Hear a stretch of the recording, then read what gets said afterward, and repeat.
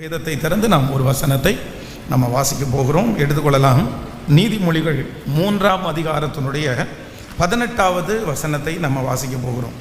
நீதிமொழிகள், ஸ்தோத்திரம், thank you Jesus, 3ஆம் அதிகாரத்தினுடைய 18வது வசனத்தை வாசிக்கலாம். அது தன்னை அடைந்தவர்களுக்கு ஜீவ விருட்சம், அதை பற்றி கொள்ளுகிற எவனும் பாக்கியவான். அடுத்த வசனத்தை கூட வாசிக்கலாம்.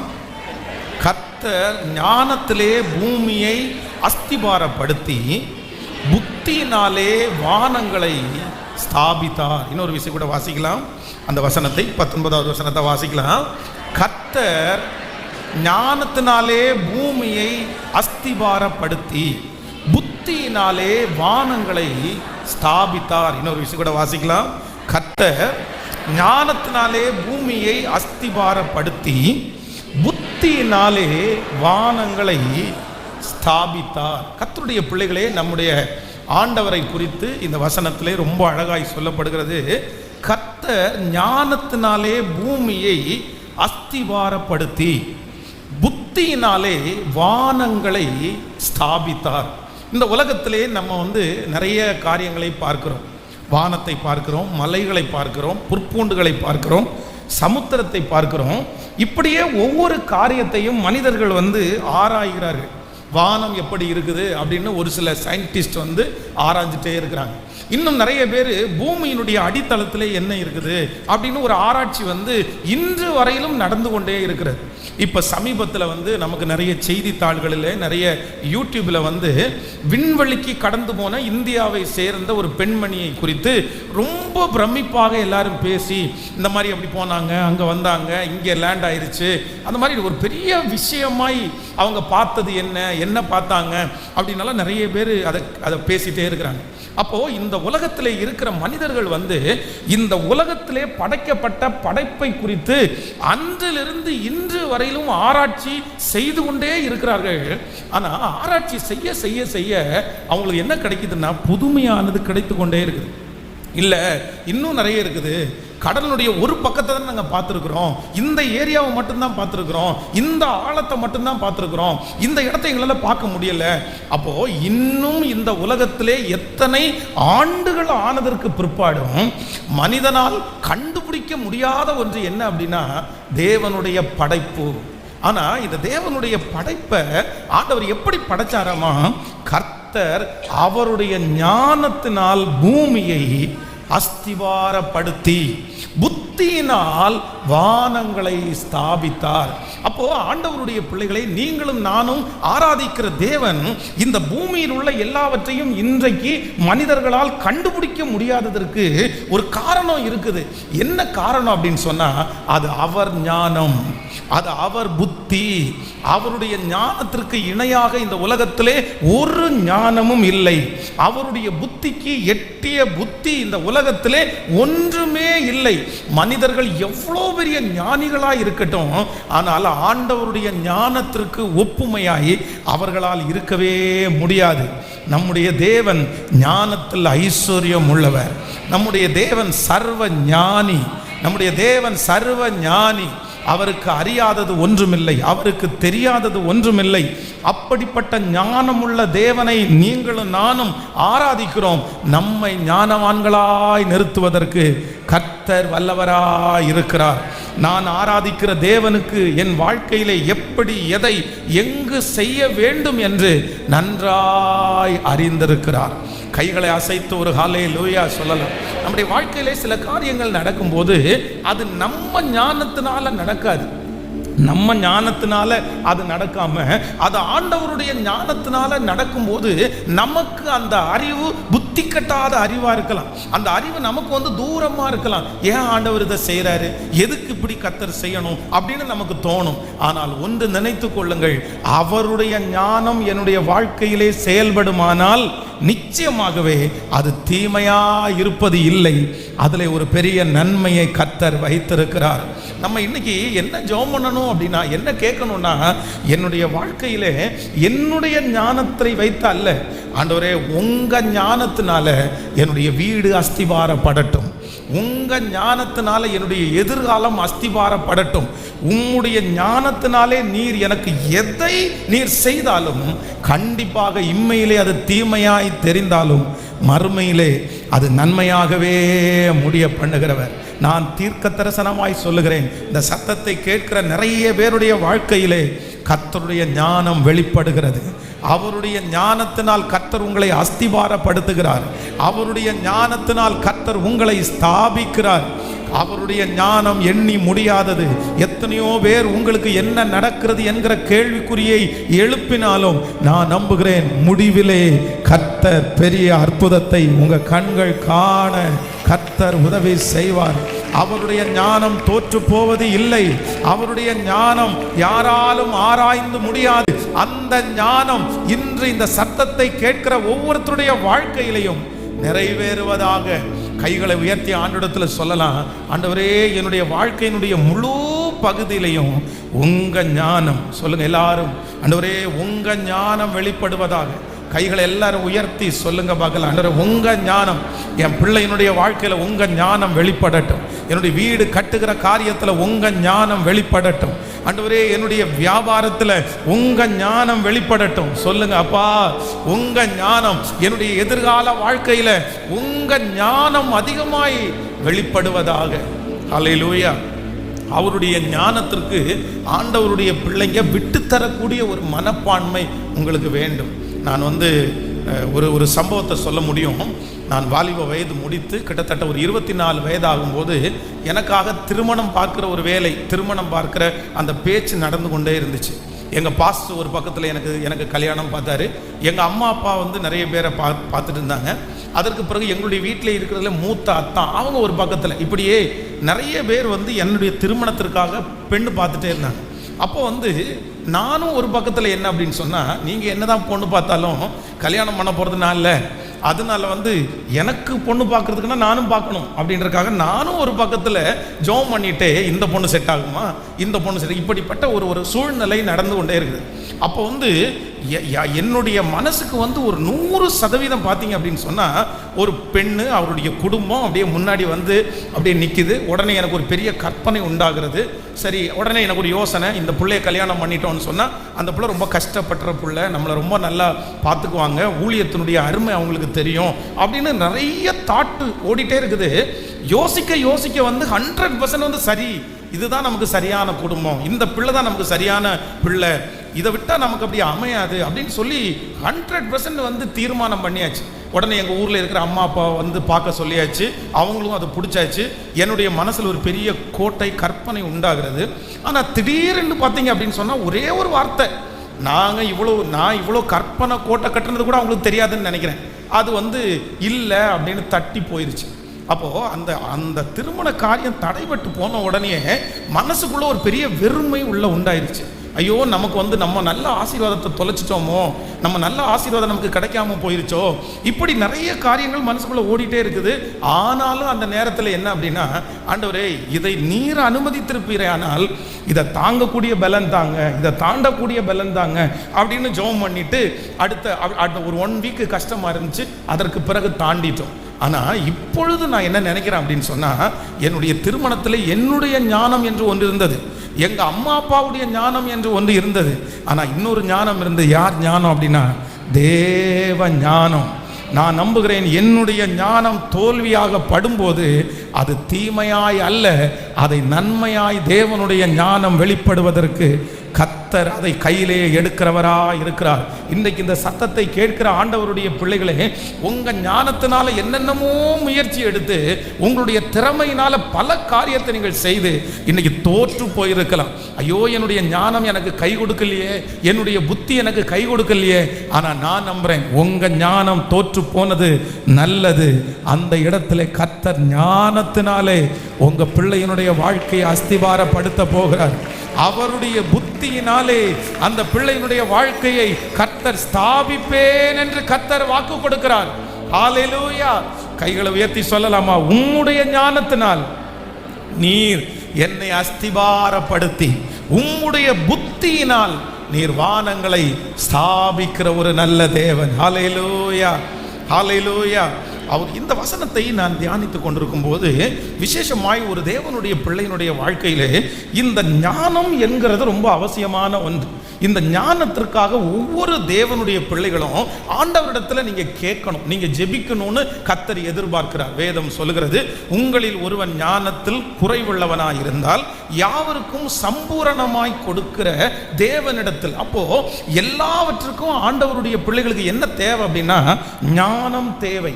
வேதம் சொல்லுகிறது, ஞானத்தை சம்பாதி, என்னத்தை சம்பாதித்தாலும் நீ புத்தியை சம்பாதித்துக்கொள். பாருங்க, நம்முடைய வாழ்க்கையில பணத்தை இழந்தது எதனால இழந்தோம் அப்படின்னா நம்ம ஞானக்குறைவினால தான் இருந்தோம். நம்ம நிறைய மனிதர்களை இழந்தது எதனால இழந்தோம் அப்படின்னா ஞானக்குறைவினால தான் இருந்தோம். ஒரு காலகட்டத்தில் நீங்க வந்து நின்று யோசிச்சு பார்க்கும்போது உங்களுடைய வாழ்க்கையிலே இழந்தது, உங்களுடைய வாழ்க்கையிலே விட்டு போனது எந்த காரணத்தினாலேயும் அல்ல, கொஞ்சம் ஞானமா நடந்திருந்தா, கொஞ்சம் ஞானமா நடந்திருந்தா.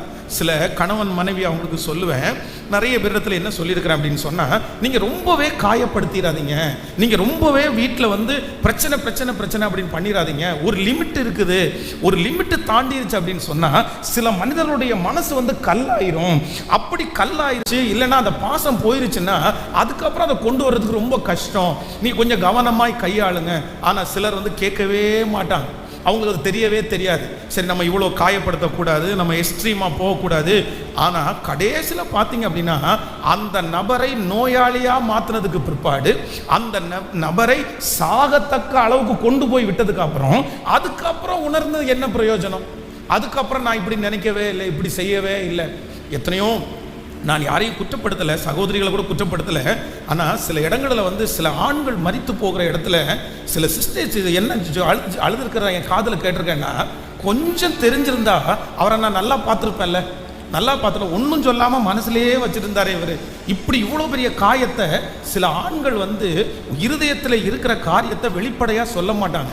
ஆனால் நீ சிலருக்கு ஈஸியாக இருக்கும், அவங்களுக்கு உள்ளத்துக்குள்ள ரொம்ப ஊண்டிங்க, அவங்களுக்கு உள்ளத்துக்குள்ள அது ஒரு பெரிய காயமாய் போகும்.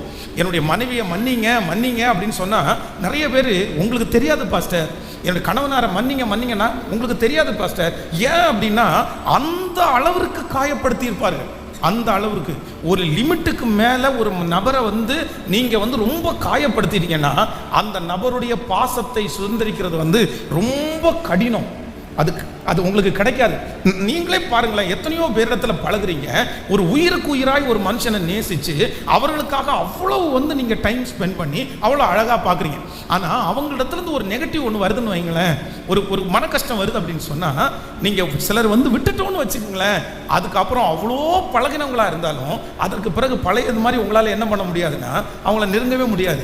ஏன் அப்படின்னா இவ்வளவு காயப்படுத்திட்டாங்களே, வேண்டாம், போதும், நாங்கள் பகையெல்லாம் எதுவும் இல்லை, ஆனால் நான் வந்து உங்களை நல்லா பார்த்துக்கிறேன், அவ்வளோதான், எனக்கு இதுக்கு மேலே வர முடியாது. அப்போது இந்த காயங்களை ஒரு தேவனுடைய பிள்ளை வந்து அதிகமாய் ஒரு குடும்பத்தில் கொடுக்காதபடி நீங்கள் என்னவா இருக்கணும்னா, சில பிள்ளைங்க திருமணமான புதிதில் நடந்து கொள்ளுகிற சில விதம், ஞானக்குறைவாய் நடந்து கொள்ளுகிற விதம் காலம் முழுவதும் அவங்களுடைய வாழ்க்கையில் தீமையாய் வந்து நிற்கும். ரொம்ப கஷ்டமாக இருக்கும், ஐயோ நான் இப்படி பண்ணிட்டேனே.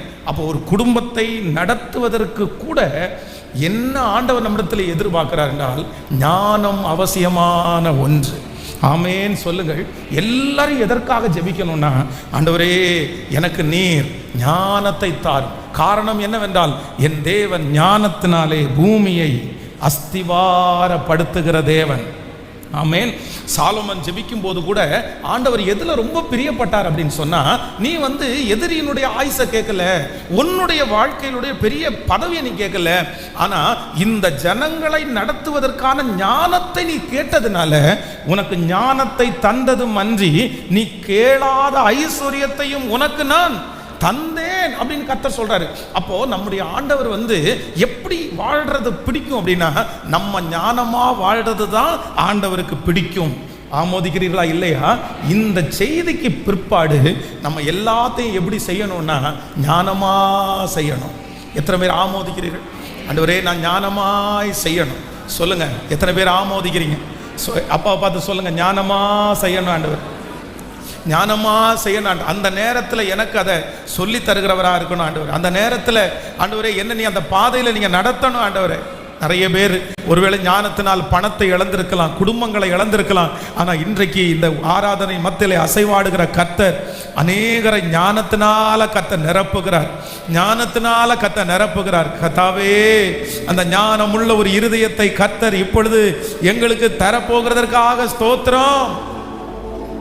நன்றி ஆண்டவரே, நன்றி நன்றி ஆண்டவரே, நன்றி. தேவனே, சேனைகளின் தேவனே, சேனைகளின் தேவனாகிய கர்த்தாவே,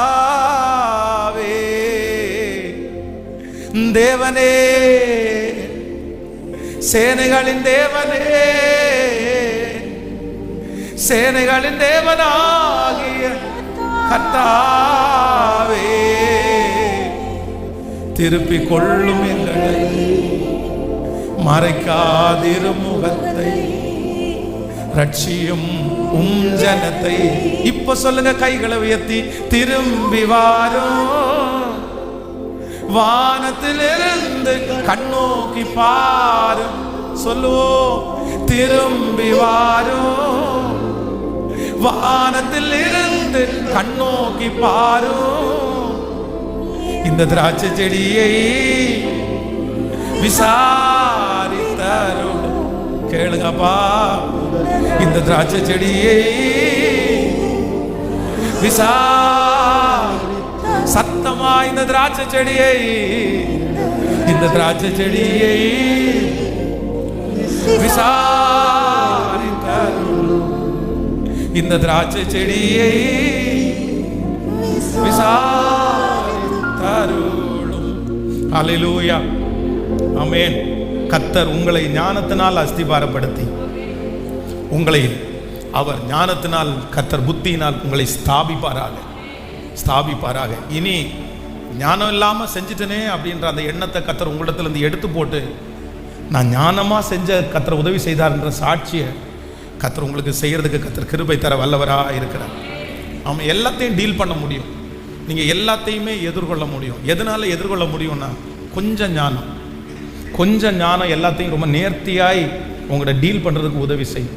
ஸோ டைம் இருக்கிறது மாதிரி ஒரு தேவனுடைய பிள்ளைக்கு தேவையான ஒரு 3 ஞானத்தை குறித்து உங்களுக்கு சொல்லி ஜெபித்து முடிக்க போகிறேன். வேதத்தில் எனக்கு ரொம்ப பிடிச்ச ரொம்ப நல்ல கேரக்டர் யார் அப்படின்னா, இந்த யோசேப்பு அப்படின்ற கேரக்டர் எனக்கு ரொம்ப பிடிக்கும். அடிக்கடி என்னுடைய தியானத்தில் இந்த யோசேப்பனுடைய வாழ்க்கை, அவருடைய பரிசுத்தம், அவர் நடந்து கொண்ட விதங்கள், அவருடைய குடும்பத்தோடு இருந்த ஐக்கியம், இது எல்லாமே எனக்கு ரொம்ப ஆச்சரியமாய் கர்த்தருக்காக வாழ்ந்து, வாலிப வயசுல வாழ்ந்து, ஒரு நன்மையை பெற்று அந்நிய தேசத்தில் ஒரு மிகப்பெரிய தலைவனான மனுஷன் யார் அப்படின்னா இந்த யோசேப்பு.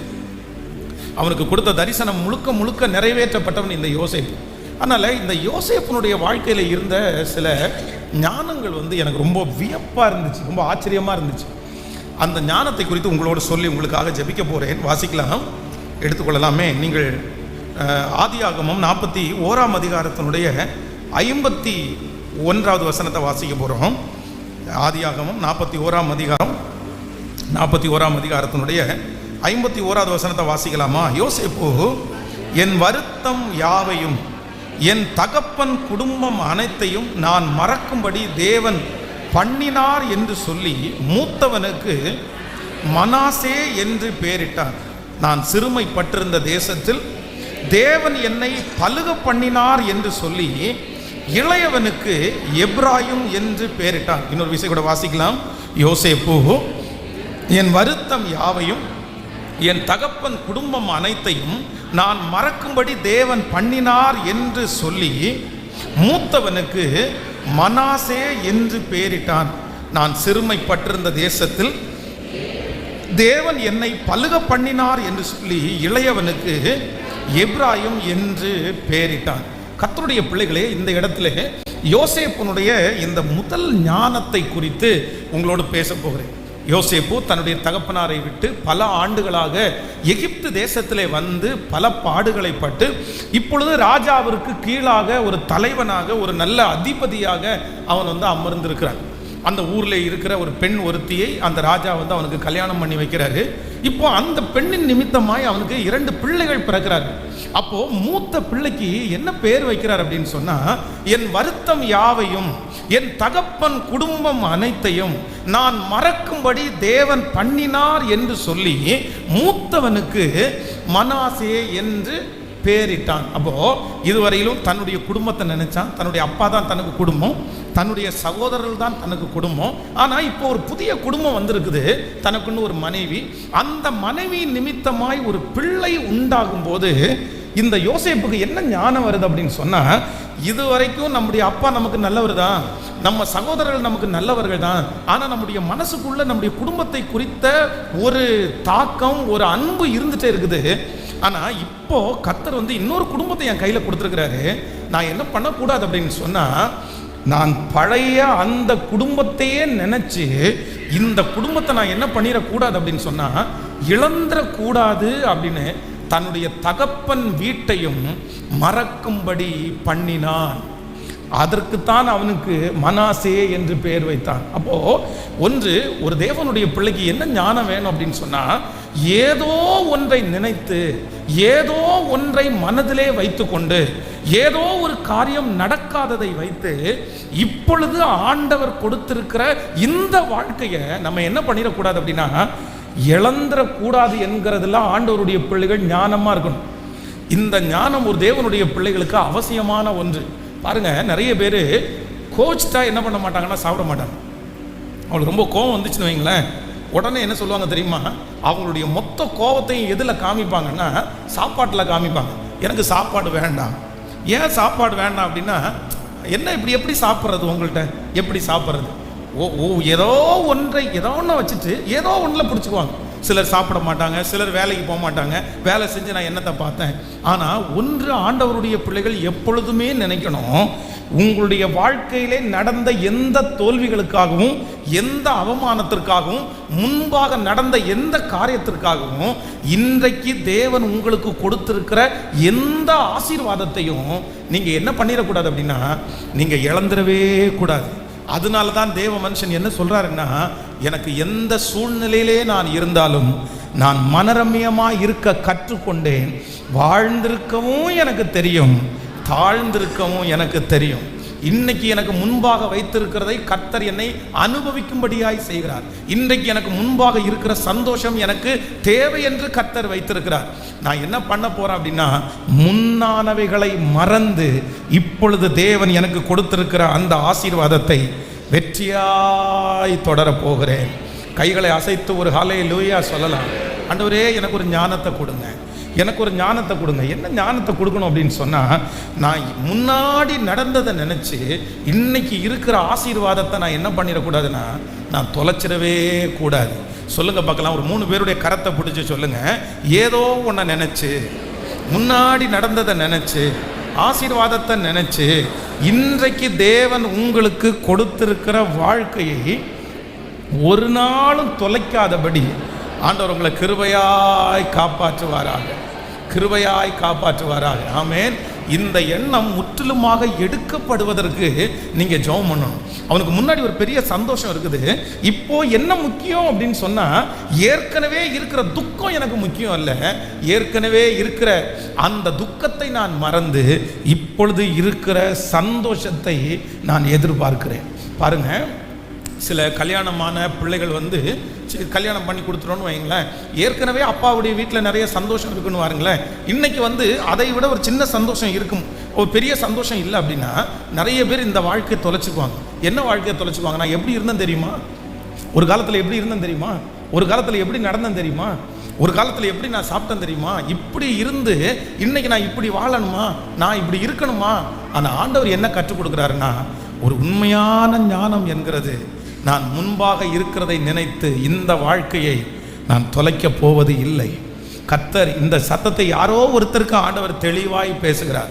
நீ முன்னாடி நடந்ததை, முன்னாடி இருந்ததை முன்னாடி கர்த்தர் உங்களை வச்சிருந்ததை நினைச்சு இன்றைக்கு இருக்கிற ஒவ்வொரு நாளும் தூக்கத்தை தொலைத்து கொண்டு மனதை வருத்தப்படுத்தி கொண்டு சஞ்சலத்தோடு வாழ்கிற தேவனுடைய பிள்ளையை கர்த்தர் வாக்கு கொடுக்கிறார், இல்லை இன்றைக்கு நான் உனக்கு தந்திருக்கிறதுல நீ சந்தோஷப்படு, இன்றைக்கு உனக்கு வைத்திருக்கிற அந்த ஆசீர்வாதத்தில் நீ மகிழ்ச்சியா இரு, கர்த்தரை கனம் பண்ணுங்கள்.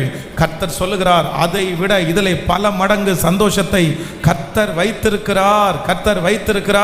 இந்த சந்தோஷம் கர்த்தர் இன்னும் பெருக பண்ணுவேன் என்று கர்த்தர் வாக்கு கொடுக்கிறார். ஹல்லேலூயா. தேவனே எனக்கு ஒரு கிருபையை தாரும், நான் என்ன பண்ணணும்னா இன்னைக்கு தேவன் எனக்கு வைத்திருக்கிற சந்தோஷத்திலே நான் சந்தோஷப்படுவதற்கு கர்த்தர் எனக்கு கிருபையை தருவீராக. ஸோ சின்ன பிள்ளைகளை போல அப்படியே கோவிச்சிட்டு 4 நாள் கோவிச்சிட்டு 5 நாள் கோவிச்சிட்டு அப்படி அல்ல. இன்று எனக்கு முன்பாக வைத்திருக்கிறதுலே நான் என்ன பண்ணுவேன்னா நான் சந்தோஷப்படுவேன். கைகளை அசைத்து ஒரு ஹல்லேலூயா சொல்லணும் முழு பலத்தோடு. ஆமென். தாவீது தனக்கு பிறந்த பிள்ளை, ரொம்ப நேசித்த பிள்ளை, அந்த பிள்ளை வியாதியாக இருக்கும்போது அந்த பிள்ளைக்காக அழுது உபவாசம் பண்ணி ஜெபம் பண்ணுறாரு. ஆனால் அந்த பிள்ளை இப்போ மரிச்சு போயிருச்சு. அந்த பிள்ளை மரிச்சு போயிருச்சுன்னு சொன்ன செய்தியை சுற்றி இருக்கிறவங்க சொல்கிறதுக்கு அவ்வளோ வருத்தப்படுறாங்க. எப்படி சொல்லுவோம் ராஜாட்ட? துக்கப்படுவாரே, சஞ்சலப்படுவாரே, முன்னிலும் அதிகமாக சந்தோஷப்படுவாரே, முன்னிலும் அதிகமாக துக்கப்படுவாரே. ஆனால் என்ன நடந்துச்சு அப்படின்னு சொன்னால், தாவீது குளித்து ஸ்நானம் பண்ணி ட்ரெஸ் சேஞ்ச் பண்ணிவிட்டு தன்னுடைய முன்னாடி சாப்பாடு கேட்டு சாப்பாடை கொடுங்கன்னு சொல்லி அந்த சாப்பாடை சாப்பிட்டோம். நாங்கள் இருக்கிறவங்க அத்தனை பேருக்கு ஆச்சரியமாக இருக்குது. என்ன பண்ணிட்டு இருக்கிறீங்க? ஏற்கனவே பிள்ளை உயிரோடு இருக்கும்போது உபவாசம் பண்ணி அழுதிங்கல்ல, இப்போ பிள்ளை மரிச்சு போயிருக்கும்போது எதுக்கு நீங்கள் சாப்பிட்றீங்க அப்படின்னு கேட்கும்போது தாவீது என்ன சொல்கிறாருன்னா, பிள்ளை உயிரோடு இருக்கும்போது பிள்ளை பிழைக்கும் என்று பிள்ளைக்காக அழுதேன், ஆனால் பிள்ளை இப்போ மரிச்சு போயிருச்சு, நான் அருந்திடத்திற்கு போவேனே அல்லாமல் அது என்னிடத்திற்கு திரும்பி வராது. ஆமேன். ஒரு விஷயம் தனக்கு கிடைக்கல, தனக்கு நடக்காது, அவ்வளோதான் முடிஞ்சு போச்சுன்னு நினச்சதுக்கு பிற்பாடு அந்த விஷயத்தையே நினச்சி தன்னுடைய வாழ்க்கை முழுக்க வேதனையாக இருக்கிறதற்கு தேவ மனுஷன் ஒப்பு கொடுத்ததே இல்லை. ஒரு உண்மையான தேவனுடைய பிள்ளை என்ன அப்படின்னா, ஒன்று நம்மளை விட்டு போகும்போது, ஒன்று நமக்கு வேண்டான்னு சொல்லும்போது அதை நினச்சே காலம் முழுதும் வருத்தப்பட்டு மனசு வருத்தப்பட்டு கஷ்டப்பட்டு இருக்கிறத விட்டுட்டு கர்த்தர் எனக்கு இப்போ தந்திருக்கிறதுல நான் சந்தோஷப்படுவேன்னு ஒரு முயற்சி எடுங்க. நான் நம்புகிறேன் ஆண்டவர் உங்களை ரொம்ப நல்லா வச்சுருப்பார், நீங்கள் நல்லா இருப்பீங்க. பழையதை விட பல மடங்கு ஆண்டவர் உங்களுக்கு திரும்ப தருவதற்கு கர்த்தர் வல்லவராக இருக்கிறார். இஸ்ரவேல் ஜனங்கள் தங்களுடைய வாழ்க்கையில் செய்த ஒரு மிகப்பெரிய தவறு என்ன அப்படின்னு சொன்னால், எங்கே போனாலும் அவங்களுக்கு எந்த நினைப்பை அவங்கள விட்டு போகல. சொல்லுங்களேன், எந்த நினைப்பை விட்டு போகல? எகிப்தனுடைய நினைப்பு அவங்கள விட்டு போகவே இல்லை. ஆண்டவர் கானான் தேசத்திற்கு உங்களை அழைச்சிட்டு போவேன்னு கர்த்தர் சொன்னார். வழியில் கர்த்தர் டிராவல் பண்ண வைக்கிறார். ஆனால் எங்கே போனாலும் அவங்களுக்கு என்ன நினச்சி, நாங்கள் எகிப்தை நாங்கள் நினைக்கிறோம், அங்கே இருக்கிறவங்களெல்லாம் நான் நினைக்கிறோம். அதுவும் நமக்கெல்லாம் வாசி பார்க்கும்போது ரொம்ப காமெடியாக இருக்கும். என்ன நினைக்கிறோம் அப்படின்னா, வெண்டைக்காவை நினைக்கிறோம், வெள்ளரிக்காவை நினைக்கிறோம், கத்திரிக்காவை நினைக்கிறோம், பூசணிக்காவை நினைக்கிறோன்றாங்க. அப்போ நமக்கு என்னடா இது, ஆண்டவர் வானத்து மன்னாவினால போஷிக்கும் போது பூசணிக்காய் எப்படி நினைக்கிறாங்க, எப்படி நினைக்க முடியும் அப்படின்னு நினைக்கிறோம். ஆனால் உண்மையிலேயே உங்களை 4-5 பேரை கொண்டு போய் ஃபாரினில் விட்டாங்கன்னு வச்சுங்களேன், சைனா இந்த மாதிரி இடத்துக்கு போயிட்டீங்க அப்படின்னு சொன்னால், அங்கெல்லாம் நீங்கள் நம்ம நினைக்கிற மாதிரி சோறெல்லாம் கிடைக்காது, சாப்பாடெல்லாம் கிடைக்காது, சாம்பாரெல்லாம் கிடைக்காது. சிலருக்கு என்னதான் சாப்பிட்டாலும் கடைசியில் கொஞ்சம் ரசம் வச்சு சாப்பிட்டாதான் ஒரு திருப்தி. அங்கே ரசத்துக்கெல்லாம் வழியே கிடையாது. அங்கே சூப்பே வித்தியாசமாக தான் இருக்கும். அதுவும் வித்தியாசமாக சொல்கிறாங்க, நாய் சூப்பெல்லாம் இருக்குன்றாங்க. ஆமாம், மிருகங்களெல்லாம் வச்சு பொரிச்செல்லாம் கொடுக்குறவங்கெல்லாம் இருக்கிறாங்க அப்படின்னு. அங்கே போய் ஒரு வாரம் சாப்பிட்டு இருந்தீங்கன்னு வைங்களேன், உங்கள் மனசு என்ன தோணும் அப்படின்னு சொன்னால், அந்த சாப்பாடை சாம்பாரை பார்த்து எத்தனை நாளாச்சு, அந்த ஏக்கம் வந்துடும். அந்த நம்ம சின்ன வயசுலேருந்தே சாப்பிட்ட அந்த சாப்பாடு அதை விட அது உயர்ந்தது தான். ஆனால் அந்த சாப்பாடை நம்ம என்ன பழகிட்டோம், விட்டு கொடுக்க முடியாது. ஆனால் இஸ்ரவேல் ஜனங்களை போல ஆண்டவருடைய பிள்ளைகள் இருக்கக்கூடாது. எப்படி நம்ம இருக்கணும் அப்படின்னு சொன்னால், நான் எந்த இடத்துல போனாலும் அந்த சூழ்நிலைக்கு ஏற்றது போல் என்னை மாற்றிக்கொண்டு அந்த சூழ்நிலையில நின்று சந்தோஷப்படுவதற்குரிய பலனை தேவன் எனக்கு கிருபையாய் தருகிறவர். உங்கள் பிள்ளைகள் போகிற இடத்துல நான் நம்புகிறேன், அந்த சூழ்நிலை எப்படி இருந்தாலும் அதில் சந்தோஷமாய் அதில் இருப்பதற்கு கர்த்தர் கிருபை தருவாராக. அந்த சூழ்நிலையை சந்தோஷமாக எதிர்கொள்கிறதுக்கு கர்த்தர் கிருபை தருவாராக. அந்த வேலை ஸ்தலத்தில் கர்த்தர் ஒரு ஞானத்தை தருவாராக. ஐயோ, நான் இதுக்கு முன்னாடி இப்படி இருந்தேனே, இன்னைக்கு இப்படி இருக்கிறேனே அப்படின்ற அந்த எண்ணத்தை எடுத்து போட்டு அந்த சூழ்நிலைக்கு தகுந்தவாறு உங்களுடைய இருதயத்தை கர்த்தர் சரி செய்து, உங்களுடைய புத்தியை கர்த்தர் சரி செய்து ஒரு ஞானத்தை கொடுத்து அதிலே சந்தோஷப்படுகிற ஒரு கிருபையை கர்த்தர் தருவாராக. கைகளை உயர்த்தி ஆண்டவரிடத்தில் இந்த முதல் காரியத்திற்காக, முதல் ஞானத்திற்காக ஜெபம் பண்ணுவோம். தகப்பனே, கேளுங்க என்னுடைய காரியத்தை. யாரோ ஒருத்தருக்கு ஆண்டவர் பேசுறாரு, நீ ஏன் மகளே அதே நினைச்சிட்டு இருக்கிற, நீ ஏன் மகனே அதே நினைச்சிட்டு இருக்க, அதை விட நான் பெஸ்டா உனக்கு செய்ய மாட்டேனா, அதை விட பெஸ்டா நான் உனக்கு தரமாட்டேனா, அதை விட நல்லதா உனக்கு தரமாட்டேனா? நிச்சயமாய் நான் தருவேன், நிச்சயமாய் நான் உனக்கு தருவேன். நீ ஏற்கனவே கண்டது அல்ல, காணாத ஒரு கானானை உனக்காக நான் ஆயத்தப்படுத்தி இருக்கிறேன். எகிப்திலே எவ்வளவு சொகுசாக, எகிப்திலே எவ்வளவு வெற்றியாய் நீ வாழ்ந்தாலும் அதை விட வெற்றியை உனக்கு நான் வைத்திருக்கிறேன். ஹல்லேலூயா. ஃபர்ஸ்ட் நம்பர் 1 மறந்துடவே கூடாது, என் தேவன் ஞானத்தினால் இந்த பூமியை அஸ்திபாரப்படுத்துகிறார். ஸோ அவருடைய பிள்ளைக்கு இருக்கிற ஒரு ஞானம் என்ன அப்படின்னு சொன்னார், ஏதோ ஒன்றுக்காக இன்றைக்கு கர்த்தர் எனக்கு கொடுத்துருக்கிற ஆசீர்வாதத்தை நான் என்ன பண்ண மாட்டேன்னா, நான் தொலைக்க மாட்டேன். நான் தொலைக்க மாட்டேன். சொல்லுங்க, நான் தொலைக்க மாட்டேன், நான் தொலைக்க மாட்டேன். இளையகுமாரனை குறித்து வேதம் சொல்லுகிறது, தன்னுடைய தகப்பனாரிடத்திலிருந்து எல்லா ஆஸ்தியையும் வாங்கிட்டு வந்து அனாவசியமாய் செலவு பண்ணி எல்லாத்தையும் இழந்துட்டான். இப்போ அவனுக்கு ஒன்றுமே இல்லை. பன்றியினுடைய தவிட்டை தின்பதற்கு கூட அவனுக்கு கிடைக்கல. அந்த மாதிரி ஒரு சூழ்நிலைக்கு தள்ளப்பட்டான்.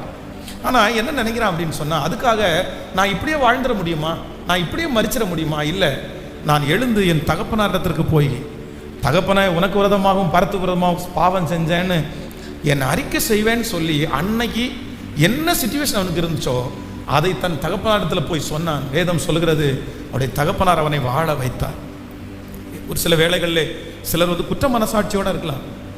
நான் எங்கேயோ இருக்க வேண்டியவன் பாஸ்டர், நான் எவ்வளோ பெரிய ஊழியத்தை செய்ய வேண்டியவன், நான் ஆண்டவருக்காக பயன்பட வேண்டியவன், ஆனால் நான் வந்து இப்படி போயிட்டேன், நான் இப்படி கல்யாணம் பண்ணிட்டேன், நான் இப்படி குடும்பத்தை சேர்த்துக்கிட்டேன், நான் இப்படி தெரியாதனமாக இங்கே போயிட்டேன். ஆண்டவருடைய பிள்ளைகளை எல்லாம் போகட்டும், எல்லாம் போகட்டும். கர்த்தர் வாக்கு கொடுக்கிறார், முந்தினவைகளை நினைக்க வேண்டாம், பூர்வமானவைகளை சிந்திக்கவும் வேண்டாம். இதோ நான் உனக்கு ஒரு, சத்தமாக சொல்லுங்க பார்க்கலாம், புதிய காரியத்தை செய்கிறேன், அது வனாந்தரத்தில் வெளியையும் அவாந்தர வெளியிலே. இந்த சத்தத்தை கேட்குற நிறைய பேருக்கு ஆண்டவர் ஒரு புதிய காரியத்தை கர்த்தர் செய்கிறாரு. கர்த்தர் உங்களுக்கு நிறைய பேருக்கு ஒரு புதிய காரியத்தை செய்கிறாரு. போனதெல்லாம் போகட்டும், போனது எல்லாம் போகட்டும், இழந்ததெல்லாம் குறித்து நான் கவலைப்படுவது வேண்டிய அவசியம் இல்லை. ஆண்டவரே, இப்பொழுது எனக்கு முன்னாடி இருக்கிற வாழ்க்கையை நான் வெற்றியாக வாழணும், இனி இருக்கிற வாழ்க்கையை நான் வெற்றியாக வாழணும். இனி கர்த்தர் என்னை எத்தனை காலம் இந்த உலகத்தில் உயிரோட வச்சிருக்கிறாரோ அத்தனை காலமும் கர்த்தருக்கு சாட்சியாய் கர்த்தர் வாழணும். அதனால தான் கர்த்தர் சொல்றாரு, முந்தினவைகளை நினைக்க வேண்டாம், பூர்வமானவைகளை சிந்திக்க வேண்டாம், நான் உனக்கு ஒரு புதிய காரியத்தை உனக்காக செய்வேன், உனக்காக செய்வேன், உனக்காக செய்வேன். ஐயா, ஏதோ ஒரு காரியத்தை நினைச்சு இனி எனக்கு முன்பாக இனி இருக்கிற ஆயுசு நாட்களை நான் எந்த விதத்திலையும் கெடுத்து விடாதபடி கர்த்தர் எனக்கு கிருபையா இறங்குவீரால். கிருபையா, இந்த ஞானத்திற்காக தயவு செய்து வீட்டில் போய் கூட ஜெபம் பண்ணுங்க. இது ரொம்ப அவசியமான ஒன்று. என்ன அப்படின்னா, ஏதோ ஒன்றுக்காக இனி இருக்கிற வாழ்க்கை நம்ம என்ன பண்ணக்கூடாதுன்னா அதை இழந்துடவே கூடாது. ஆமென். ரெண்டாவதாக நீங்கள் ஒரு வசனத்தை வாசிக்கலாம். 37ஆம் அதிகாரத்தை எடுத்துக்கொள்ளுங்கள். ஆதியாகமம் 37ஆம் அதிகாரம், 37ஆம் அதிகாரத்தினுடைய 1வது வசனத்திலிருந்து வாசிக்கலாமா? 37ஆம் அதிகாரம் 1வது வசனத்தில் வாசிக்கலாம். யாக்கோபு தன் தகப்பன் தங்கியிருந்த கானான் தேசத்திலே குடியிருந்தான். யாக்கோபுனுடைய சன்னதியின் வரலாறு. யோசேப்பு 17 வயதிலே தன் சகோதரனுடைய ஆடுகளை மேய்த்து கொண்டிருந்தான். அந்த இளைஞன் பில்காள் சில்பாள் என்னும் தன் தகப்பனுடைய மறுமனை ஆட்டிகளின் குமாரரோடே இருந்து அவர்களுடைய துன்மார்க்கத்தை தன் தகப்பனுக்கு சொல்லி வருவான். இஸ்ரவேல் முதிர் வயதிலே யோசேப்பு தனக்கு பிறந்ததினால் இஸ்ரவேல் தன் குமாரர் எல்லாரிலையும் அவனை அதிகமாய் நேசித்து அவனுக்கு பலவர்ண அங்கியை செய்வித்தான். அவனுடைய சகோதரர் எல்லாரிலும் அவனை தங்கள் தகப்பன் அதிகமாய் நேசிக்கிறதை அவன் சகோதரர் கண்டபோது அவனோட பட்சமாய் பேசாமல் அவனை பகைத்தார்கள். யோசேப்பு ஒரு சொப்பனம் கண்டு அதை தன் சகோதரருக்கு அறிவித்தான். அதன் நிமித்தம் அவனை இன்னும் அதிகமாய் பகைத்தார்கள். கர்த்தருடைய பிள்ளைகளே கவனிங்க, இந்த இடத்துல இந்த யோசேப்புக்கு சின்ன வயசுலே என்ன ஞானம் ஒன்று வருது அப்படின்னா, வேதம் சொல்கிறது எத்தனை வயசுலையாமா யாக்கோபு தன் சன்னி யோசேப்பு 17 வயதிலே தன் சகோதரனுடைய ஆடுகளை சேர்ந்து ஆடுகளை மேய்த்து கொண்டிருந்தான். அந்த இளைஞன் பில்காள் சில்பாள் என்னும் தன் தகப்பனுடைய மறுமனையாட்டிகளின் குமாரரோடே இருந்து அவர்களுடைய துன்மார்க்கத்தை தன் தகப்பனுக்கு சொல்லி வருவான். கைகளை உயர்த்தி ஒரு ஹல்லேலூயா சொல்லலாம். ஒரு தேவனுடைய பிள்ளைக்கு இரண்டாவது ஒரு ஞானம் வேணும். இந்த யோசேப்புக்கு என்ன ஞானம் இருக்கு அப்படின்னா, எல்லாருமே தப்பு பண்றாங்க. அவன் கூட பிறந்தவங்க, அவனுடைய அப்பாவுடைய மறுமனை மாட்டினுடைய பிள்ளைகள், இவங்க எல்லாருமே தவறு செய்யும் போது இவனுடைய வாழ்க்கையை மட்டும் இவன் எப்படி அமைச்சுக்கிட்டான் அப்படின்னா, அவனை மாதிரி நான் இல்லை, அவளை மாதிரி நான் இல்லை, அவனை மாதிரி நான் எதுவும் செய்ய முடியாது, இவளை மாதிரி நான் எதுவும் செய்ய முடியாது, என்னுடைய வாழ்க்கை தனி, எல்லாரும் பண்ற தப்ப நான் என்ன பண்ணக்கூடாதுன்னா பண்ணக்கூடாது என்கிற ஒரு ஞானம் சின்ன வயதிலே யோசேப்புக்கு இருந்துச்சு. அப்போ நான் என்ன நம்புறேன் அப்படின்னா, இந்த சத்தத்தை கேட்கிற ஒவ்வொரு தேவனுடைய பிள்ளைகளுக்கும் ஒரு ஞானம் ரொம்ப அவசியம். என்ன ஞானம் அவசியம் அப்படின்னா, அவங்கள மாதிரி எல்லாத்தையும் நாம் பண்ண முடியாதுன்ற ஞானம் அவசியம். இந்த ஞானம் உங்களுக்குள்ளே இல்லாவிட்டால் நீங்கள் எல்லாரை விட வித்தியாசமானவர்களாய் ஸ்பெஷலா கண்டிப்பா நீங்க தெரியவே மாட்டீங்க.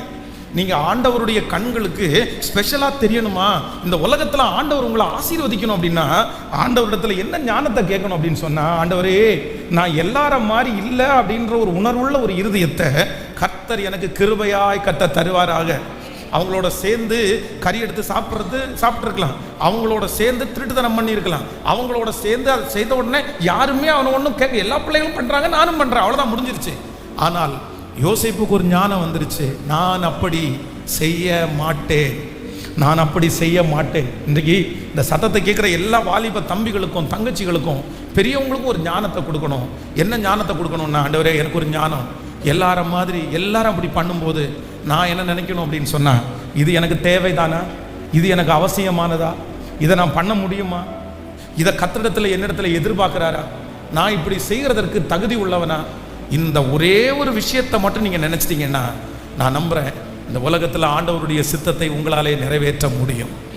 எல்லாவற்றையும் எனக்கு அனுபவிக்க அதிகாரம் உண்டு, ஆனால் எல்லாம் எனக்கு தகுதியாயிராது. சொல்லுங்கள், எல்லாவற்றையும் அனுபவிக்கிறதற்கு எனக்கு அதிகாரம் உண்டு, ஆனால் எல்லாம் எனக்கு என்னவா இருக்காது அப்படின்னு சொன்னார், தகுதியாயிராது, எல்லாம் எனக்கு நல்லா இராது. இந்த ஞானம் 17 வயசுல ஒரு தேவனுடைய பிள்ளைக்கு இருக்குது, ஒரு வாலிப பிள்ளைக்கு இருக்குது.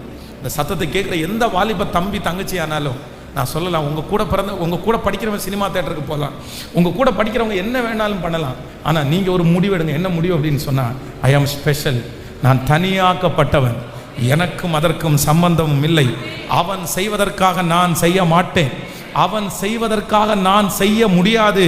கர்த்தர் என்னை எப்படி அழைத்திருக்கிறார் என்றால், என்னை விசேஷமுள்ளவனாய் கர்த்தர் அழைத்திருக்கிறார். அல்லேலூயா.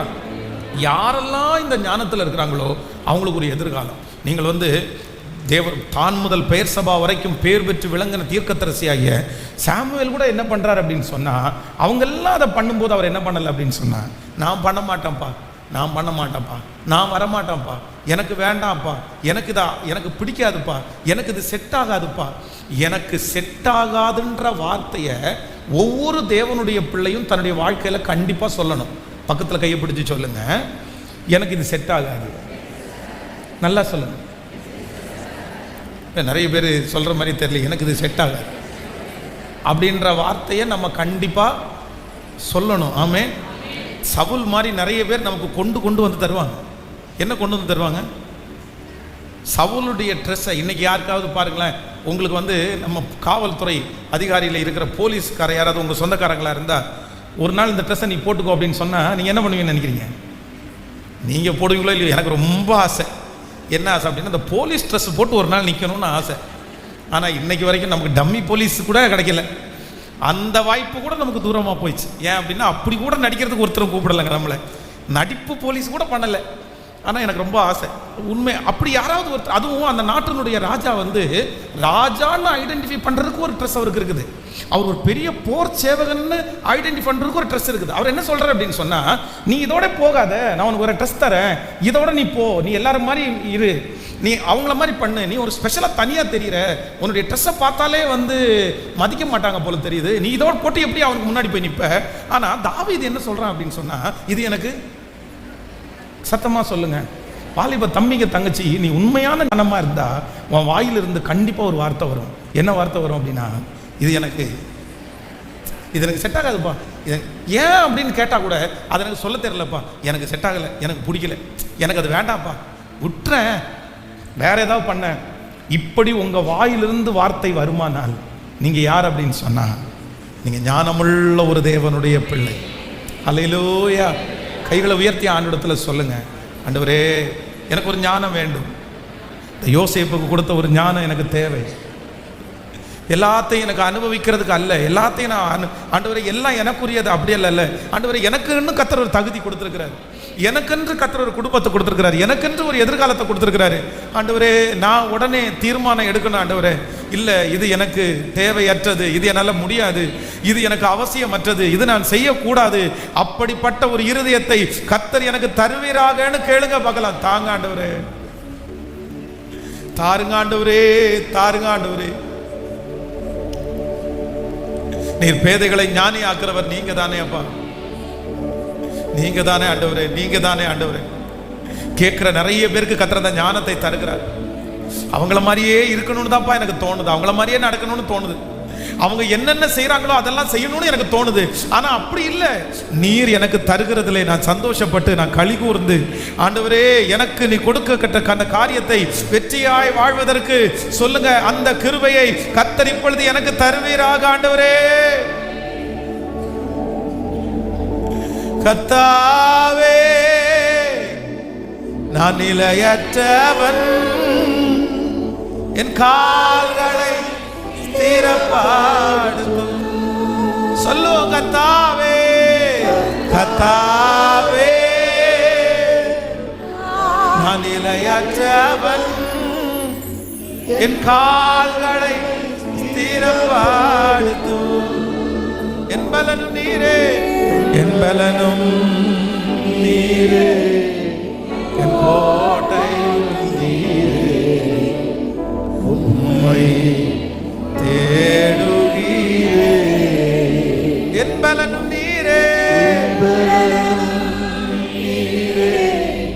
என் கோட்டையும் நீரே, உம்மை நேசிக்கிறே. ஒரு விஷயம் கூட கைகளை வைத்து கர்த்தாவே கர்த்தாவே நான் நிலையற்றவன், என் கால்களை ஸ்திரப்படுத்தும். சொல்லுவோம், கர்த்தாவே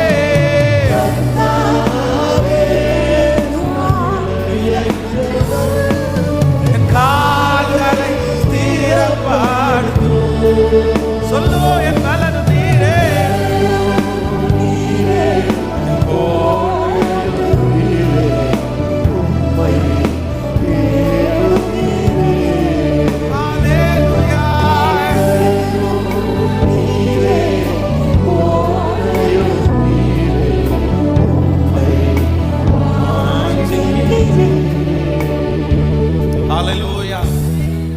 விஷயங்களை வந்து நமக்கு ஒத்து போகவே கூடாது.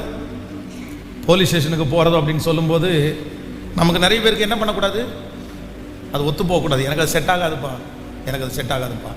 இந்த வார்த்தையை சத்ரு உங்களுக்கு ஏதாவது ஒரு காரியத்தை சொல்லும்போது ஒரு 10 டைமாவது நீங்கள் சொல்லுங்கள், இது எனக்கு செட் ஆகாது, இது என் குடும்பத்துக்கு சரியாகாதுப்பா. உங்களுக்கு ஓகே, ஆனால் எனக்கு அது ஓகே இல்லைப்பா, எனக்கு அது ஓகே, என்னால் செய்ய முடியாதுப்பா. இந்த எண்ணம் உங்களுக்குள்ள வந்தாலே நீங்கள் ஸ்பிரிச்சுவல் லைனில் நல்லா இருக்கிறீங்கன்னு அர்த்தம். ஆமேன்னு சொல்லுங்கள். பாருங்க, அவங்கெல்லாம் வம்புக்கு வந்து இழுப்பாங்க. ஆனால் எந்த நேரத்துலையும் சிமேய் வந்து தாவீதை எப்படி தூசிக்கிறான்னா, பேலியாளின் மகனே, ரத்த பிரியனே. கூட இருக்கிறவர் என்ன இப்படி அமைதியாக இருக்கிறீங்க, வாங்க ஒரு கை பார்த்துடலாம் அப்படின்னு சொல்லும்போது, வேணாம்ப்பா விடுப்பா, நமக்கு அதெல்லாம் ஒன்றும் ஆகாதுப்பா, விட்டுருப்பா, பார்த்துக்கணும். இந்த மனப்பான்மை ஆண்டவருடைய பிள்ளைகளுக்கு வேணும். ஆபிரகாமை குறித்து வேற சொல்கிறது, அவ்வளவு தூரம் கூட்டிட்டு வந்து வளர்த்து ஆடு மாடுகளை கொடுத்து வேலைக்காரங்களை குறித்து டெவலப் பண்ணி விட்டது யாருன்னா ஆபிரகாம். ஆனால் லோத்துக்கும் ஆபிரகாமுடைய மந்தை மேய்ப்பருக்கும் பிரச்சனை வரும்போது லோத்து நல்லவனா இருந்தா என்ன பண்ணிருக்கணும் அப்படின்னு சொன்னா, எதுக்குப்பா அவங்கள்ட்ட போய் சண்டை போட்டுருக்கீங்க, அவங்க கொடுக்குறதாப்பா நம்ம வச்சிருக்கிறோம் அப்படின்னு சொல்லணும். ஆனா சண்டை போடல. இப்போ என்ன நடக்குது அப்படின்னா, நீ வலதுபுறம் போனால் நான் இடதுபுறம் போகிறேன், இதுதான் ஆபிரகாம், நீ உனக்கு தெரியுமா, நீ போப்பா, எனக்கு அது செட் ஆகாதுப்பா, சண்டை போடலாம் வேணாம்ப்பா. ஈசாக்கை குறித்து வேதம் சொல்லுது, ஏசேக்கில் துறவை தோன்றான், வாக்குவாதம் பண்றாங்க, சித்தனாவில் துறவை தோன்றான், சரிப்பா உன்னுடைய எதுன்னு நினைச்சு வம்பு பண்றியா, சரி நீ வச்சுக்கோ நான் போறேன், எனக்கு சண்டை போடுறது என்ன பண்ணாது, சத்தமா சொல்லுங்களேன், கேட்கல.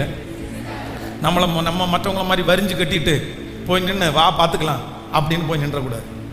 அப்படி போய் நின்னோன்னா ஆண்டவர் நம்ம மேலே என்ன பண்ண மாட்டார்னா பிரியப்பட மாட்டார், பிரியப்பட மாட்டார். ஹல்லேலூயா.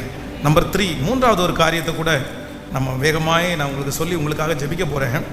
ஸோ அதே எடுத்துக்கொள்ளலாம். அந்த ஆதி ஆகமத்திலே கடைசி அதிகாரத்துக்கு 40வது அதிகாரத்துக்கு வாங்க. 42ஆம் அதிகாரம் 1வது வசனம். எகிப்திலே தானியம் உண்டு என்று யாக்கோபு அறிந்து தன் குமாரனை நோக்கி, நீங்கள் ஒருவர் முகத்தை ஒருவர் பார்த்து கொண்டிருக்கிறது என்ன? எகிப்திலே தானியம் உண்டு என்று கேள்விப்படுகிறீர்கள், நான் சாகாமல் உயிரோடு இருக்கும்போது நீங்கள் அவ்விடத்திற்கு போய் நமக்காக தானியம் கொள்ளுங்கள் என்றார். யோசேப்பின் சகோதரர் 10 பேர் தானியம் கொள்ள எகிப்திற்கு போனார்கள். நீங்கள் அப்படியே கடைசி வாங்கல, எங்கே வாங்கன்னா நீங்கள் 46வது வாங்க. 46வது அதிகாரத்தினுடைய 29வது வசனம். யோசேப்பு தன் ரதத்தை ஆயத்தப்படுத்தி அதன் மேல் ஏறி தன் தகப்பனாகிய இஸ்ரவேலை சந்திக்கும்படி போய் அவனை கண்டு அவனுடைய கழுத்தை கட்டி கொண்டு வெகு நேரம் அவன் கழுத்தை விடாமல் அழுதான்.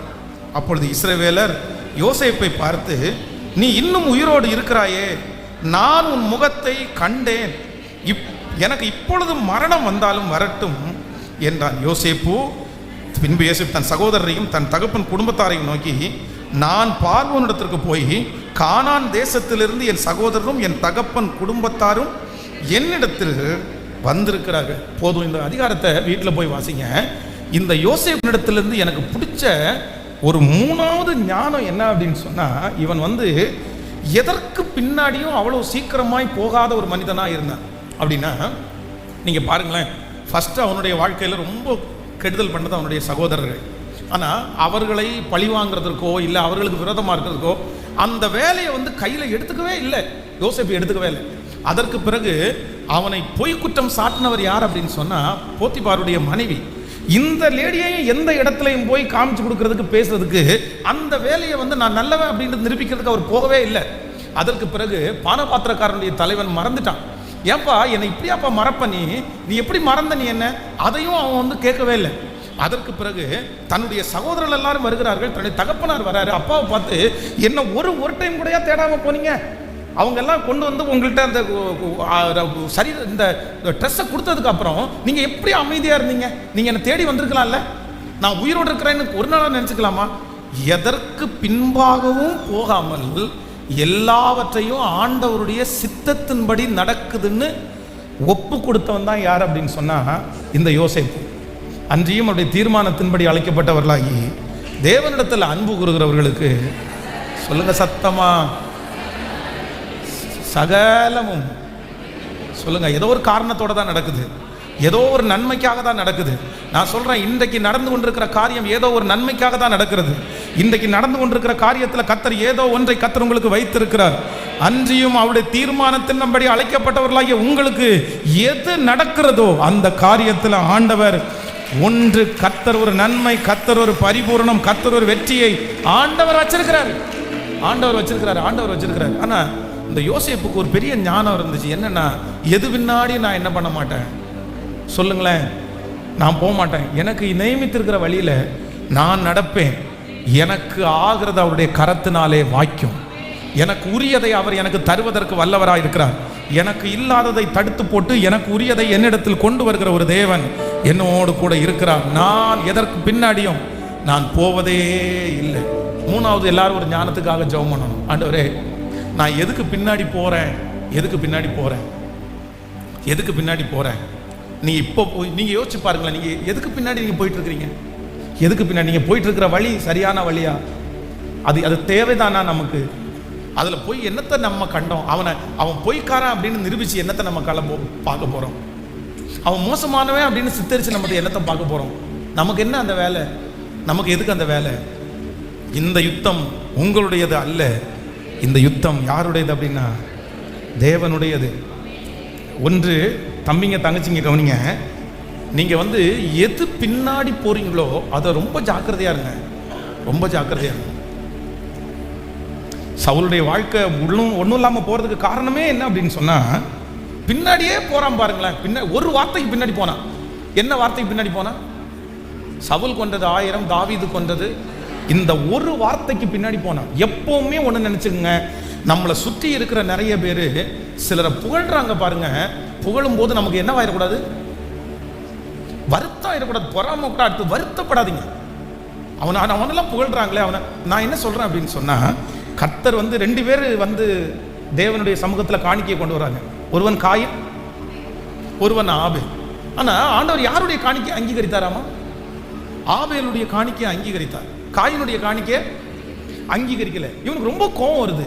ஆனா முடிச்சதுக்கு அப்புறம் என்ன சொல்றாரு அப்படின்னு சொன்னா, எப்பா உனக்கு அங்கீகரிக்கலன்றதை தவிர உனக்கு வேற என்ன குறை வந்துருச்சு? நீ நன்மை செய்தால் உனக்கு கேட்கல, மேன்மை இல்லையோ என்ன? உன்னை விட அவனுக்கு ஒரு படி, ஒரு என்கரேஜ்மெண்ட் கிடைச்சிருச்சு, ஒரு கைத்தட்டு கிடைச்சிருச்சு, ஒரு அங்கீகாரம் கிடைச்சிருச்சு. இதை நீ பெருசா கொண்டு முன்னாடி நிறுத்தி, அவனை போல நான் இல்லை, அவனை போல நான் ஆசீர்வதிக்கப்படலை, நீ எதுக்குப்பா இப்படி சொன்ன? நீ விவசாயம் பண்ற, நான் உன்னை பெருக பண்றேன், உனக்குரியது உனக்கு கிடைக்குது, நீ இன்னொருத்தருக்கு கிடைச்சது எனக்கு கிடைக்கலன்னு நீ நினைச்சு எதுக்கு பொறாமப்படுற? அப்போ ஆண்டவருடைய பிள்ளைகள் ரொம்ப ஞானமா இருக்கணும். என்ன பண்ணக்கூடாது அப்படின்னா, எதன் பின்னாடியும் நம்ம என்ன பண்ணக்கூடாதுன்னா போகவே கூடாது. யோசேப்பினுடைய ஞானத்தை பாருங்க. நான் போக மாட்டேன்ப்பா, நம்மளா இருந்திருந்தா அப்பா வரட்டும், நான் அவனை வச்சுக்கிறேன், எல்லாரும் லைனா நில்லுங்க, அறிக்கை செய்யுங்கடா, என்ன சொன்னீங்கன்னு செய்யுங்க, சொல்லுங்க, அப்பாட்ட சொல்லுங்க, எப்படி என்னை காமிச்சு கொடுத்த, எப்படி ஆடை அடிச்சு ரத்தத்தை கொண்டு போய் தேய்த்து அவருடைய கையில் ட்ரெஸ்ஸை கொடுத்த, நீ எப்படி இது பண்ணலாம், என்னென்ன கேள்வி கேட்டிருப்போம் நம்ம. ஆனால் யோசேப்பினுடைய சகோதரர்கள் அவங்க அப்பா இறந்ததுக்கு அப்புறம், எங்க அப்பா உங்ககிட்ட தான் எங்க பொறுப்பை கொடுத்துட்டு போனார்னு சொன்னதுக்கு அப்புறம் கூட யோசேப்பு சொல்றான், நீங்க ஏன் என்ன இப்படி தப்பா நினைக்கிறீங்க?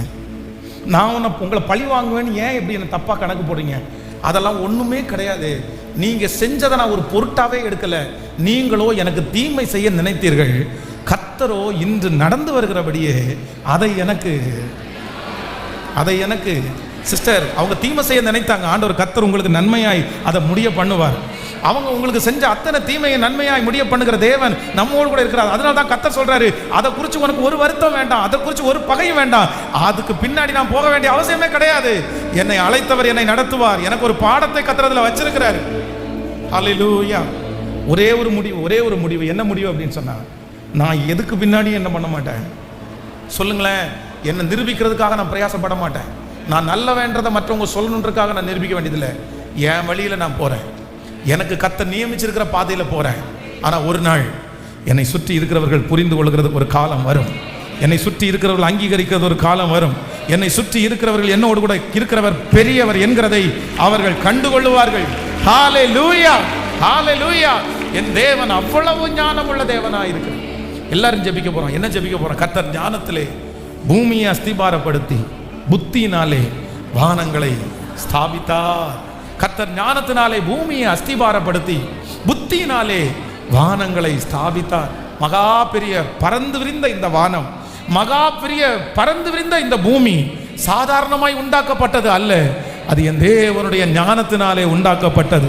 அதனால்தான் அதிலிருந்து கனிகள் வருகிறது, அதனால்தான் அங்கிருந்து மழை பெய்கிறது, அது நமக்கு ஆசீர்வாதமா இருக்கிறது. அவருடைய ஞானம் எண்ணி முடியாதது, அவருடைய ஞானம் அளவிடப்பட முடியாதது. அவருடைய ஞானத்துக்கு முன்பாக நிற்பவன் யார்? அந்த ஞானத்தை யாருக்கு தரப்போறாருன்னா எனக்கு கர்த்தர் தரப்போறாரு. எல்லாரும் இன்னைக்கு ஜெபிக்க போறேன். எளிமை நின்று, ஆண்டவரே, கிருபை நிறைந்தவரே, கிருபை நிறைந்தவரே, கிருபை நிறைந்தவரே, என்னை ஞானத்தினால நிரப்புகிற கர்த்தர். யோசேப்புக்கு கொடுத்த அந்த ஞானத்தை எனக்கு தருகிற ஒரு தேவனாகிய கர்த்தர். சொல்லுங்க, எல்லாரும் கைகளை உயர்த்தி கேளுங்க ஆண்டவரிடத்துல, என்னை ஞானத்தினால நிரப்புங்கப்பா, புக் ஒன்று. என்ன ஞானத்தினால நிரப்புங்க ஆண்டவரே, என்ன ஞானத்தினால நிரப்புங்க ஆண்டவரே. New book. என்ன ஞானத்தினால நிரப்புங்க ஆண்டவரே, என்ன ஞானத்தினால நிரப்புங்க. கேளுங்க எல்லாருமே கைகளை உயர்த்தி. உங்களில் ஒருவன் ஞானத்தில் குறைவுள்ளவனாய் இருந்தால் யாவருக்கும் சம்பூரணமாய் கொடுக்கிறவரும் ஒருவரையும் கடிந்து கொள்ளாதவருமாய் இருக்கிற கர்த்தர் இந்த விஷயத்தில் எப்படி நடந்துக்கணும்ன்றத கர்த்தர் எனக்கு சொல்லி தருவார். என்னுடைய பேதைத்தனத்தை கர்த்தர் மாற்றி என்னையும் என்னுடைய பிள்ளைகளையும் கர்த்தர் ஞானவான்களாய் கர்த்தர் நிறுத்துவார். சொல்லுங்க சொல்லுங்க ஆண்டவரே, என்னுடைய குடும்பத்தை நடத்தக்கூடிய ஞானத்தை கர்த்தர் தருவார். எப்பேற்பட்ட காரியமா இருந்தாலும் அவருடைய ஞானத்திற்கு நிகரானது ஒன்றுமே இல்லை அல்லவா? சொல்லுங்க பார்க்கலாம். முழு பலத்தோட கைகளை உயர்த்தி எல்லாரும் கேளுங்களா, ஆண்டவரே என்ன ஞானத்தினால நிரப்புங்கப்பா. என் பிள்ளைக்கு ஒரு ஞானத்தை கொடுங்க ஆண்டவரே, என் மகனுக்கு ஒரு ஞானத்தை கொடுங்க ஆண்டவரே. ஞானம் இல்லாமல் ஆண்டவரே தவிக்கிற என்னுடைய பிள்ளைக்கு ஒரு அற்புதம் நடக்கட்டும் ஆண்டவரே. ஜெபிங்க ஆண்டவரே. ஹல்லேலூயா. நன்றி ஆண்டவரே, நன்றி ஆண்டவரே, நன்றி ஆண்டவரே. ஹல்லேலூயா. எங்களை அபிஷேகம் பண்ணுகிற கர்த்தர் நீர் அல்லவா, நீர் அல்லவா.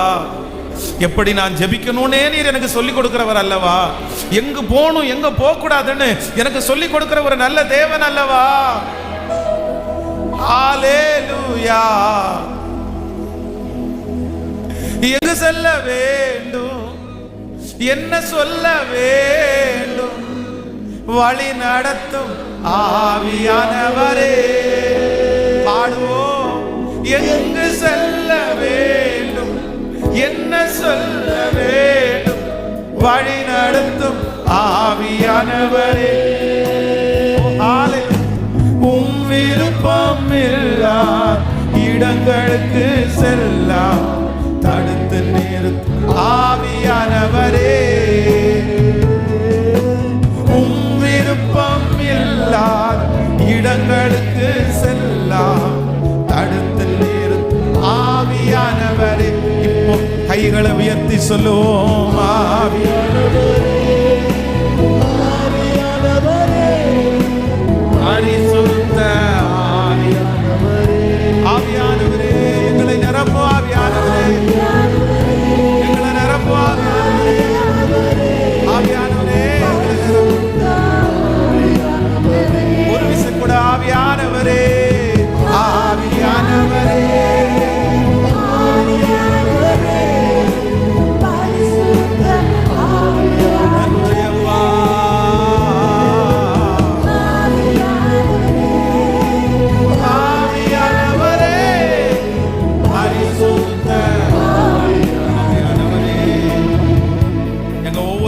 ஞானத்தினால நீர் நிரப்புகிறதற்காக உமக்கு ஸ்தோத்திரம் ஆண்டவரே. உங்க கரங்களிலே எங்களை முழுவதுமாய் தாழ்த்துகிறோம் இயேசுவின் மூலம் பிதாவே, ஆமென். ஒரு சின்ன ஒரு பிரதிஷ்டை அப்படின்னா நம்முடைய திருச்சபையில் இருக்கிற அருமையான ஜோம் ஆனந்தம்மா அவர்கள் வாங்கலாம், முன்னாடி வாங்க.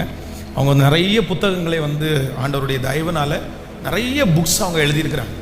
ஸோ நம்முடைய திருச்சபையில் கம்ஃபர்ட் சர்ச்சினுடைய முதல் ஃபஸ்ட்டு ஃபேமிலி 2 ஃபேமிலி, அதில் இவங்களும் ஒரு ஃபேமிலி. ஸோ அவங்க மேலே வாங்கம்மா மேலே. ஸோ அவங்க இப்போ என்னென்னா இந்த பெருவெள்ளமும் பேலேகு காலமும் அப்படின்னு சொல்லி இந்த நோவாவுடைய ஜலப்பிரளயத்தை வைத்து ஒரு புத்தகம் எழுதியிருக்கிறார்கள். அப்படின்னா பெருவெள்ளமும் பேலேகு காலமும் இந்த ஹிஸ்டாரிக்கல் ரீதியாக ரொம்ப அழகாய் ரொம்ப தெளிவாய் நேர்த்தியாய் இந்த புத்தகம் எழுதப்பட்டிருக்கிறது. இந்த புத்தகத்தை நான் வாசித்தேன். ஸோ ஆண்டவர் அந்த நோவாவுடைய பேழை முதற்கொண்டு ஜலப்பிரளயத்தில் இந்த வம்சங்கள் கண்டமாய் பிரிகிறது, அவருடைய அனாதி ஞானத்தை ரொம்ப அழகாக இந்த புத்தக வடிவில் கொண்டு வந்திருக்கிறாங்க. அதனால் இந்த புத்தகத்தை நீங்கள் பெற்றுக்கொள்ளுங்கள். இதை எல்லாரும் வாங்கணும் அப்படின்றதுக்காக வெறும் 30 ரூபீஸ் 30 ரூபா தான் வச்சுருக்கிறோம். அப்படின்னா இது உங்களுக்கு மட்டும் இல்லை, நிறைய பேருக்கு நீங்கள் இதை வாங்கி ப்ரெசென்ட் பண்ணிடுங்க. ஒரு 1000 புக்கு முதலாவதாக ஒரு 1000 புக்கு நம்ம தான் சர்ச்சில் தான் பப்ளிசிட் பண்ணுறோம். ஒரு 1000 புத்தகத்தை வெளியிட்டிருக்கிறோம். அதனால் நீங்கள் இன்றைக்கி பின்னாடி உங்களுக்கு கிடைக்கும், தேவைப்படுகிறதை பெற்றுக்கொண்டு வாங்கி போங்க. ஸோ இந்த புத்தகத்தை இப்போ நம்ம ஒரு ஜெபம் பண்ண போகிறோம். செகண்ட் சர்வீஸில் அதை பிரதிஷ்டை மாதிரி பண்ணலாம் அப்படின்னு நினைக்கிறோம். எல்லாரும் கரங்களை அவர்களுக்கு நேராக நீட்டி ஆண்டவர் அவங்களை இன்னும் ஆசீர்வதிக்கணும். அடுத்த புத்தகத்தை அவங்க எழுதிட்டு இருக்கிறாங்க. அடுத்த புத்தகம் இன்னும் லட்சங்களை கர்த்தர் சந்திப்பதற்கு கர்த்தர் அவர்களை ஆசீர்வதிக்கும்படியாக எல்லாரும் ஆண்டவரே தகப்பனே நன்றி. ஞானத்தை கொடுக்கிறவர் நீர். பரத்திலிருந்து கொடுக்கப்பட்டாலே ஒழிய ஒருவனும் தானாய் ஒன்றையும் பெற்றுக்கொள்ள முடியாது. எங்க பிள்ளையை நீர் ஆசீர்வதித்து அவர்களுக்கு ஞானத்தை கொடுத்து இந்த வேதத்தினுடைய ரகசியங்களை ஒரு புத்தக வடிவாய் கொண்டு வருவதற்கு ஆண்டவர் இரக்கம் பாராட்டுவதற்காக நன்றி ஆண்டவரே. இந்த புத்தகம் வெளியே வருவதற்கு உழைத்த ஒவ்வொரு பிள்ளைகளும், கொடுத்த பிள்ளைகள், கர்த்தருடைய பிள்ளைகளை பல மடங்கு ஆசீர்வதிப்பீராக. இந்த புத்தகத்தை படிக்க படிக்க விசுவாச வாழ்க்கை தட்டி எழுப்பப்படட்டும். அநேகர் விசுவாசத்தில் வளருவார்களாக. ஆண்டவரே, வேதத்தை படிக்க வேண்டும் என்கிற ஒரு ஆர்வம் அவர்களுக்குள்ள உண்டாவதாக ராஜா. நன்றி. இன்னும் உங்களுடைய தாயாரை கர்த்தர் உலக நாடுகளுக்கு கர்த்தர் பயன்படுத்துவீராக. புத்தக வாயினால லட்சங்களை சந்திக்கக்கூடிய அபிஷேகத்தை கர்த்தர் அவர்கள் மேல் வைக்கிறதற்காக உமக்கு நன்றி அப்பா. ஆசீர்வதிக்கிறோம். இயேசுவின் மூலம் ஜெபம் எடுக்கிறோம் நல்ல பிதாவே. நாம் கரங்களை தட்டி அவர்களை வாழ்த்தி thank you. God bless you. So அடுத்த சர்வீஸில் ஒரு இந்த புக்கை பிரதிஷ்டை பண்ணி நம்ம ஜெபம் பண்ணோம். ஸோ ஆண்டவர் உங்களை ஆசீர்வதிப்பார். தொடர்ந்து நீங்கள் ஜெபம் பண்ணிக்கொள்ளுங்கள். ஒரு பாட்டை பாடும்போது இதே பாட்டை நான் பாடுறேன், பாடும்போது காணிக்கையை செலுத்தி நம்ம ஜெபித்து முடிக்க போகிறோம். அல்லேலூயா. எங்கு செல்ல வேண்டும், என்ன செல்ல வேண்டும், வழிநடத்தும் ஆவியானவர் உம் விருப்பம் இல்லாத இடங்களுக்கு செல்லாமல் தடுத்து நிறுத்தும் ஆவியானவரே.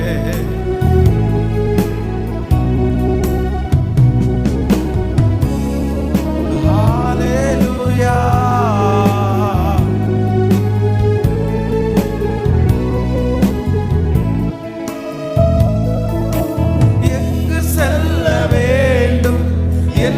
சொல்ல வேண்டும் வழி நடத்தும் ஆவியானவரே. எங்கு செல்ல வேண்டும், என்ன சொல்ல வேண்டும், வழி நடத்தும் ஆவியானவரே. உம் விருப்பம் இல்லாத இடங்களுக்கு செல்லாம் தடுத்து நிறுத்தும் ஆவியானவரே.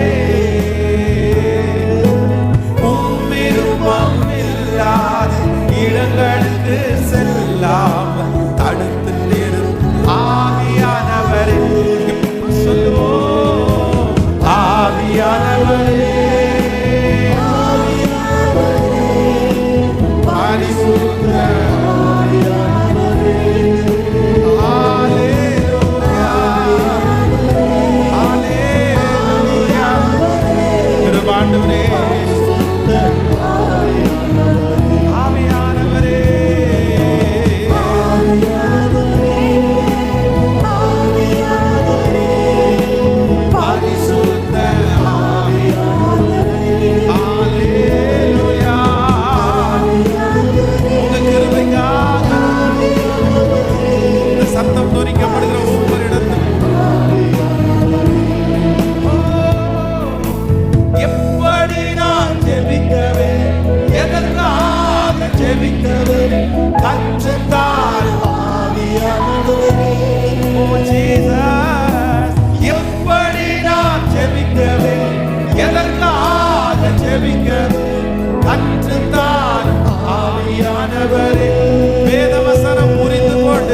வேதவசனம் புரிந்து கொண்டு விளக்கங்களை அறிந்து வெளிச்சத்தார் ஆவியானவரே.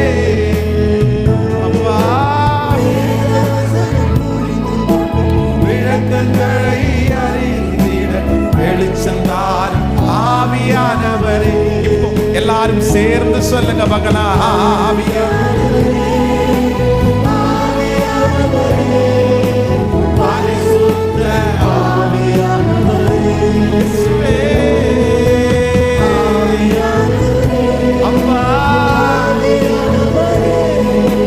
பரிசுத்த ஆவியானவரே. அவர் பூமியை அவர் ஞானத்தினால் அவர் அஸ்திபாரப்படுத்துகிற தேவன். உம்முடைய பிள்ளைகள் ஒவ்வொருவருக்காக நான் ஜெபிக்கிறேன் ஆண்டவரே. அவர்கள் வார்த்தை கேட்டதன் பிரகாரமாகவே ஞானத்தோட வாழ, எந்தெந்த காரியத்தை குறித்து ஞானம் இல்லாமல் நாங்கள் இருக்கிறோமோ அத்தனை காரியத்தை குறித்தும் ஒரு ஞானத்தை தேவன் எங்களுக்கு கட்டளையிடுவாராக. ஒவ்வொரு பிள்ளைகளுக்கும் நீர் அதை தருகிறதற்காக நன்றி. அவர்கள் செலுத்தின காணிக்கைகளை அங்கீகரித்து ஆசீர்வதி, கோடிகளாய் பெருக பண்ணுவீராக. இந்த சத்தத்தை எங்கெல்லாம் இருந்து லைவ்ல கேட்டுட்டு இருக்கிறாங்களோ, இந்த ஆராதனையிலே கலந்து கொள்ளுகிறார்களோ, இந்த சத்தம் அவருடைய வீடுகளில் தொனிக்கும் போது, அவருடைய காதுகளில் தொனிக்கும் போது, உம்முடைய மகிமை அந்த இடத்துல கடந்து வந்து அவர்களை மீட்டுக் கொள்ளட்டும் சுவாமி. நன்றி அப்பா. இந்த வருகிற மாதத்தினுடைய 1ஆம் தேதி ஆராதனையில நீர் வல்லமையாய் செயல்படணும். நீர் கொடுக்கிற வாக்குத்தத்த வசனத்தை நாங்கள் வருகிற மாதம் சுதந்தரித்துக் கொள்ளணும் ஆண்டவரே. அந்த கிருபை தாங்குவதாக இயேசுவின் மூலம் ஜெபம் எடுக்கிறோம் நல்ல பிதாவே. என் ஆத்துமாவே கர்த்தரை ஸ்தோத்திரி, என் முழுவதுமே பரிசுத்த நாமத்தை ஸ்தோத்திரி. என் ஆத்துமாவே கர்த்தரை ஸ்தோத்திரி. கர்த்தர் செய்த சகல உபகாரங்களையும் மறவாது. நம்முடைய ஆண்டவராகிய இயேசு கிறிஸ்துவின் கிருபை, பிதாவாகிய தேவனுடைய அன்பு, பரிசுத்த ஆவியானுடைய அந்யோன்ய ஐக்கியம் நம்மளோடும் இன்றும் என்றும் சதா காலம் இருப்பதாக. ஆமீன். ஒரு அனௌன்ஸ்மெண்ட், வருகிற அடுத்த ஆராதனையில செய்தியை இப்போ யோசேப்புனுடைய 3 ஞானத்தை நம்ம தியானிச்சோம். ஸோ நெக்ஸ்ட் சர்வீஸில் பரிசுத்தவான்கள் 7 பேருடைய ஞானத்தை குறித்து ஆண்டவருடைய துணையோடு பேசுறதுக்கு நான் விரும்புகிறேன். அதனால் உங்களுக்கு லைவில் யாராவது அட்டன் பண்ண முடியும்னா கூட அட்டன் பண்ணுங்கள், இல்லைனா முடிச்சதுக்கு பிறகு அந்த செய்தியை கேளுங்கள். இந்த காரியத்திற்காக ஜெபம் பண்ணுவோம். ஆண்டவர் நம்மை ஞானத்தினால் நம்மை அஸ்திபாரப்படுத்த வல்லவராக இருக்கிறார்.